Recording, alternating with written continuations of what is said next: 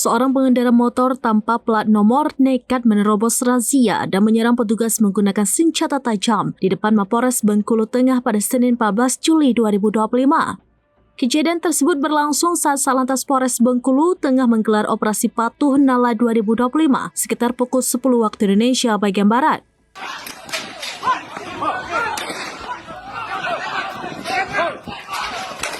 Kabid Humas Polda Bengkulu Kombes Pol Andi Pramudia Wardana membenarkan peristiwa itu. Menurut informasi yang dihimpun, pengendara tersebut tiba-tiba menerobos barikade razia. Saat dihentikan petugas, ia mengeluarkan senjata tajam dari pinggang dan mencoba menyerang anggota kepolisian.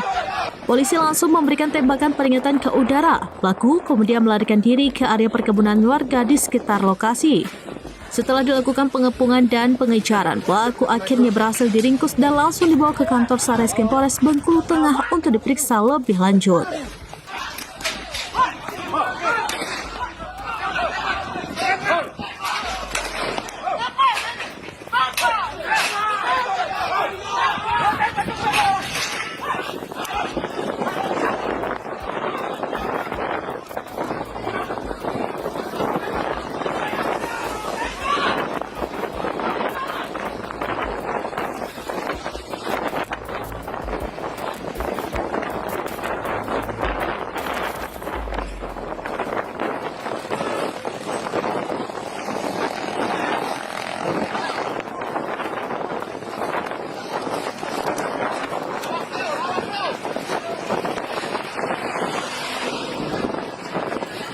Download Tribun X sekarang, menghadirkan lokal menjadi Indonesia.